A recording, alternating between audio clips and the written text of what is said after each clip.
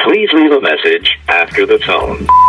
Hi kids, it's Mom and Dad, and today is our second day of our honeymoon in Japan.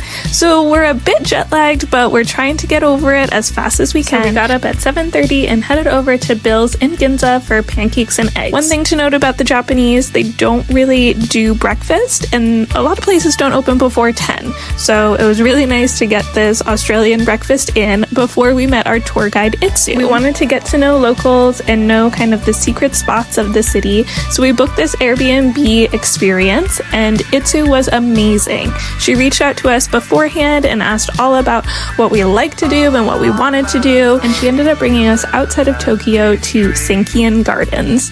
It was gorgeous. These grounds were owned by the Hara family, who were involved in the silk trade, and many of these buildings were made and built in Kyoto and then brought to this park for this family. Itsu made us some matcha while we were in the park. This was the first time that both of us were having like an original matcha. She also brought us these chestnut caramel puddings. Itsu also introduced us to these candy gummies, which we are now obsessed with. After the park, she brought us to Chinatown in Yokohama. We had some soup dumplings, and then we walked to the waterfront promenade of Yokohama, and we walked to the red brick warehouse. This area was kind of like a market filled with so many different small vendors and different foods.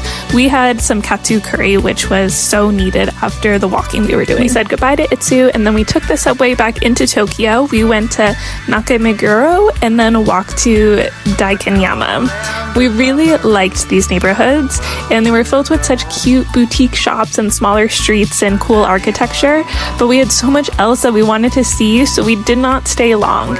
And also, I think that these are the areas that have the cherry blossoms in the spring, so definitely we need to come back here. After this, we walked to Shibuya, and we had to do the Shibuya crossing. Of course, we did it about 3 times so we could get some photos. We were starving, so we stopped for a yakitori-style dinner, and then went to Harajuku. While we were wandering the streets, I had to try a claw machine, and I got so close. And then in Harajuku, we walked Cat Street, and I stopped at Fancy Paws to make a keychain. At this point, it was pitch black, and you could have told us that it was midnight. We knew that we were at our limit, and we had to head back to Ginza.